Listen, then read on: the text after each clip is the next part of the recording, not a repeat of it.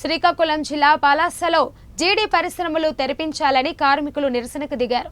శ్రీకాకుళం జిల్లా పలాసలో గత 20 రోజులుగా జీడీ పరిశ్రమలు బంద్ చేయడంతో పరిశ్రమలలో పనిచేసే కార్మికులు రోడ్డున పడ్డారు. ఇకనైనా పరిశ్రమలు ఓపెన్ చేయకపోతే కార్మికులు ధర్నాకు ఉధృతం చేస్తామని హెచ్చరించారు.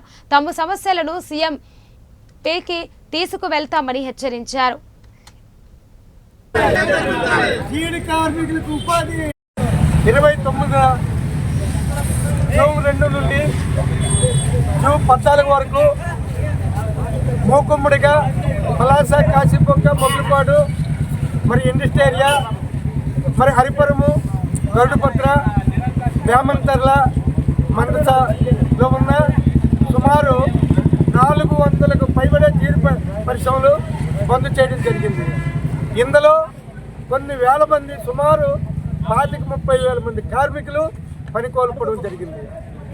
తక్షణమే వారం రోజులు ఈ బంద్ను కుదిసి మీరు ఫ్యాక్టరీలు తెరిపించి కార్మికులు పని కల్పించండి అని మేము 30వ తారీఖున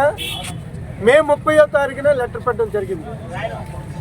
ఆ లెటర్కి యాజమాన్యం కూడా ఎటువంటి సమాధానం ఇవ్వలేదు. అలాగే జూన్ 3వ తారీఖున లెటర్ పెట్టాం, ఫ్యాక్టరీలు కల్పించండి, కార్మికులకు ఉపాధి కల్పించండి. దానికి కూడా ఎటువంటి సమాధానం ఇవ్వలేదు. జూన్ 10వ తారీఖున ఒక లెటర్ పెట్టాం, ఫ్యాక్టరీలు తెరిపించండి, కార్మికులకు పని కల్పించండి. ఉపాధి లేకపోవడం వల్ల కార్మికులు, మరి ఆడవాళ్ళు సొంత లోన్లని, మరి మహిళా లోన్లని కట్టడానికి అనేక ఇబ్బందులు అవుతున్నారు. ఫ్యాక్టరీలు తెరిపించి ఉపాధి కల్పించండి కోరాము.